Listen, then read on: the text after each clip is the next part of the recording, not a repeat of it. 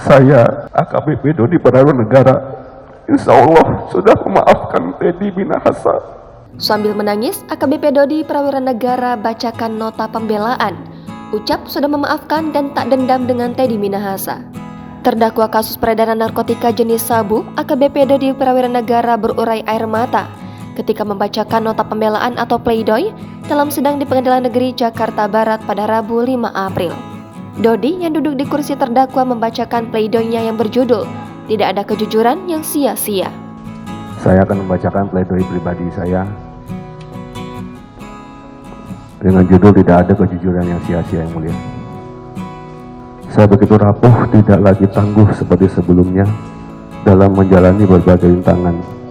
Ini terjadi karena ketidakmampuan saya untuk menghandle rasa takut yang begitu besar kepada pimpinan yang memerintahkan saya, yaitu Irjen Teddy Minahasa.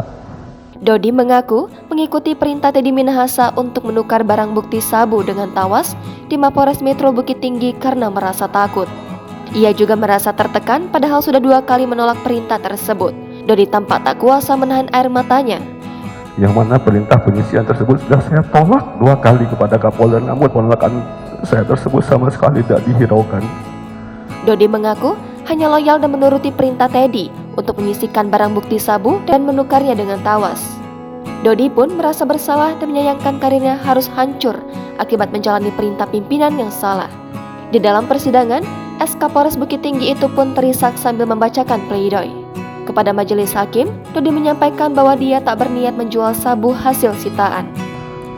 Saya, AKBP Dodi Negara, insya Allah sudah memaafkan Teddy Minahasa. Insya Allah saya nggak ada dendam. Hanya kami mendapatkan pelajaran bahwasanya sinar bintang sejati itu harusnya menerangi gelapnya malam, bukan malah membakar melati putih yang hanya mencoba tumbuh dengan jujur dan tulus apa adanya. Ia juga mengaku sudah memaafkan dan tidak dendam dengan Teddy Minahasa karena telah menyeretnya ke dalam kasus peredaran narkoba ini. Dodi sendiri didakwa terlibat dalam kasus peredaran sabu yang dikendalikan mantan Kapolda Sumatera Barat Irjen Teddy Minahasa.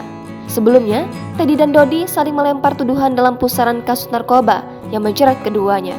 Pada Senin 27 Maret lalu, CPU menuntut Dodi dengan hukuman 20 tahun penjara dan denda sebesar 2 miliar rupiah. Sementara itu, Teddy Minahasa dituntut hukuman mati. Menurut jaksa, dalam dakwaannya Teddy terbukti bekerja sama dengan AKBP Dodi Negara, Syamsul Ma'arif, dan Linda Pujiastuti untuk menawarkan, membeli, menjual, dan menjadi perantara penyebaran narkotika.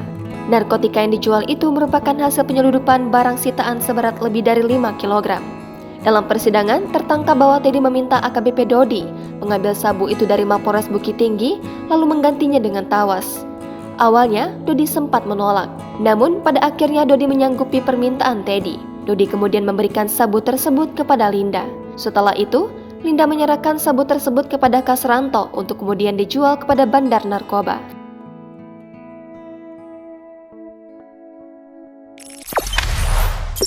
Jangan lupa subscribe, share, komen, dan like ya.